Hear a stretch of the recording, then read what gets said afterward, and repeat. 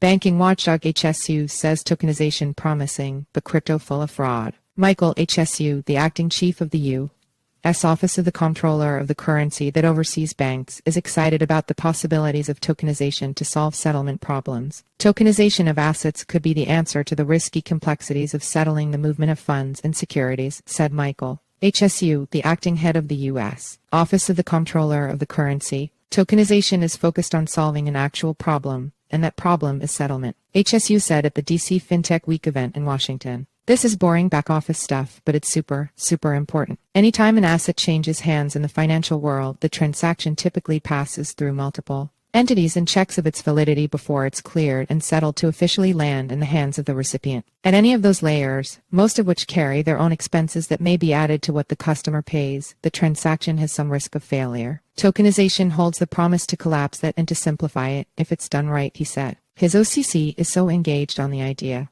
of the tokenization of real-world financial assets and liabilities that it's hosting a February 8, 2024, all-day discussion on the topic at its Washington headquarters. But when it comes to the rest of the crypto space, Hsu remains suspicious. There seems to be more and more of a divide between crypto on one hand and tokenization, he said. Crypto, he said, tends to be driven by the hope for speculative gain.